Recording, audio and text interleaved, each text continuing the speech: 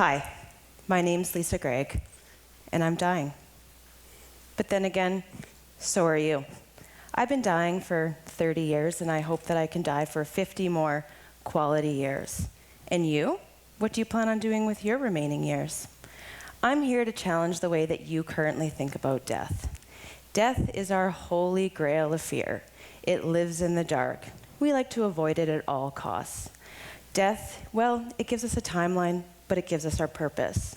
It should be our motivator, but instead we treat it as an intimidator. So why should we talk about death?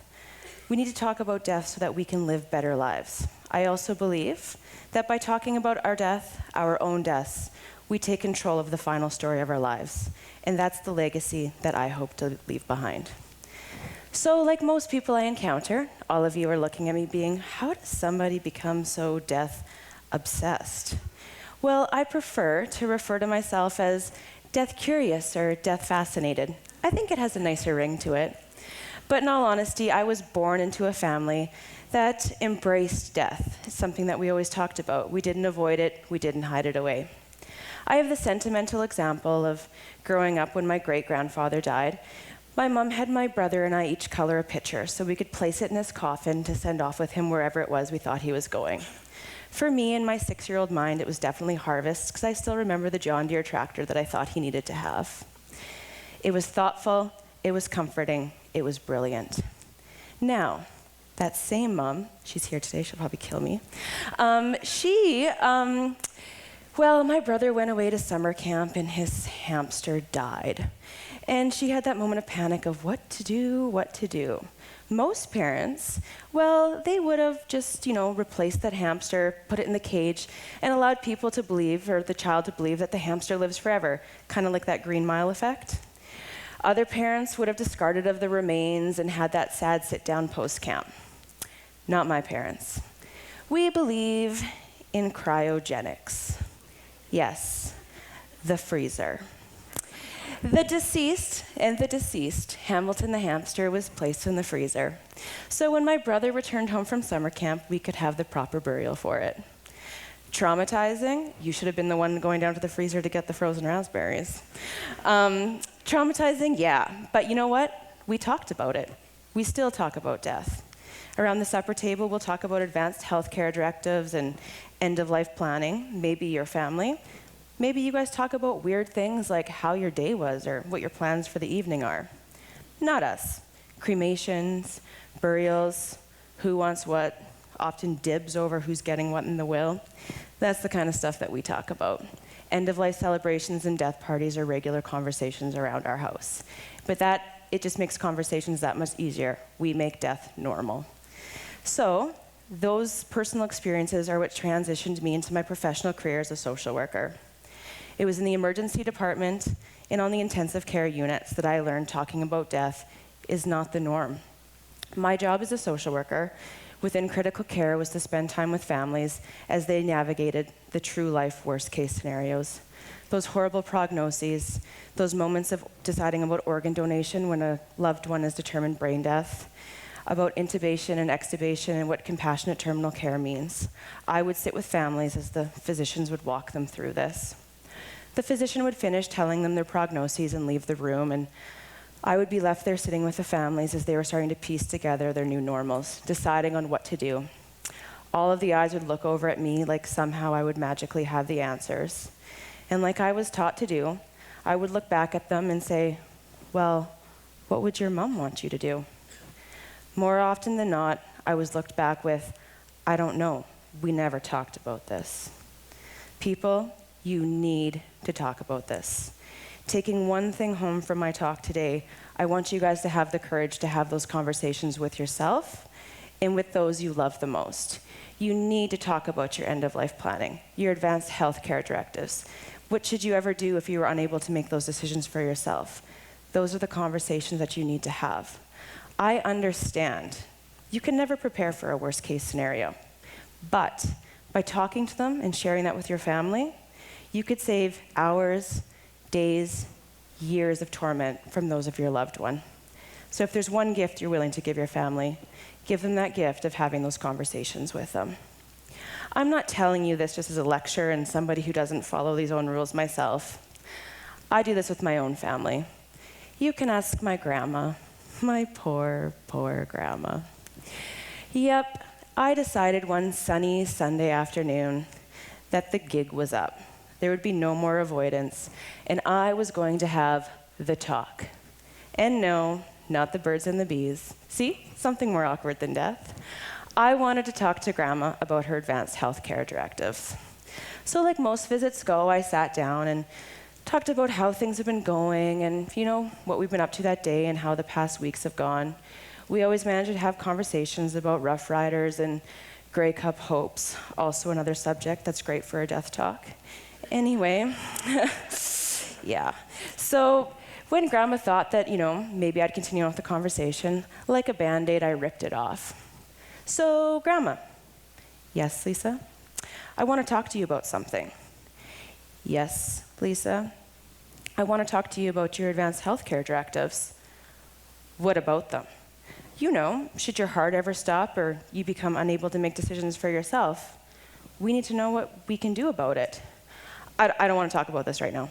Of course you don't, Grandma. You never want to talk about it. We need to talk about it. The color left her face, her eyes were the size of saucers, and her heart nearly stopped. Oh, the irony that would have been. Anyway, so we had the conversation. I'm that stubborn. Grandma realized she couldn't escape, and I moved from being death-obsessed to a death bully. But I got the answers that I needed. I told Grandma that I would let my dad know and for him to tell his siblings, but also, should anything change, she would need to let us know. Because of that one, what maybe was a bit awkward for her conversation, I know what my grandma wants. And better yet, when that day comes, because it will come, I know that we're acting in the best interests of my grandma. And for that reason alone, that's why I'm okay having those conversations.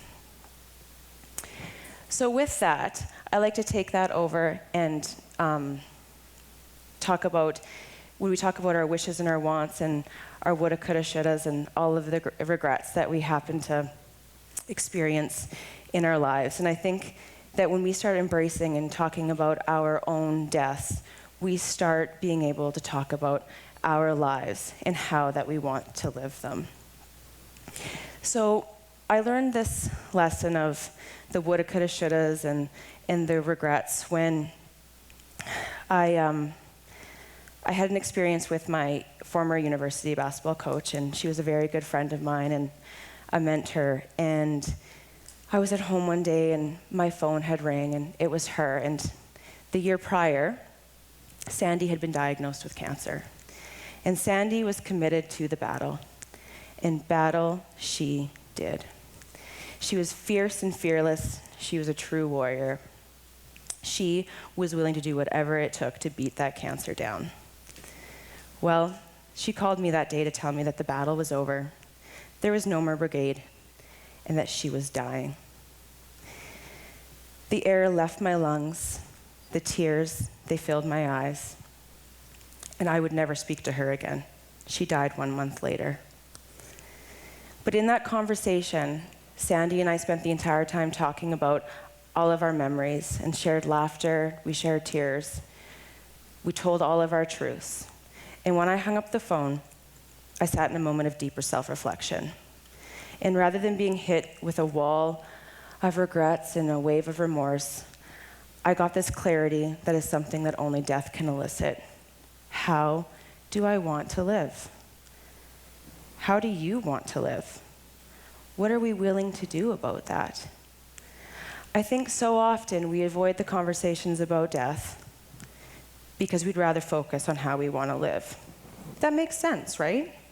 I mean, after giving you guys the lecture on advanced healthcare directives, in the audience by a show of hands, who here has made their own advanced healthcare directives? Who here has shared those with a loved one?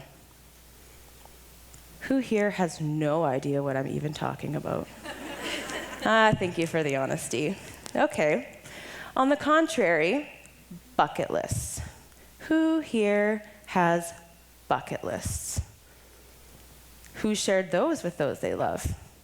You know, climb Machu Picchu, walk the Great Wall of China. Maybe it's flying in a hot air balloon or hike the Pacific Crest Trail. Yeah, we love that.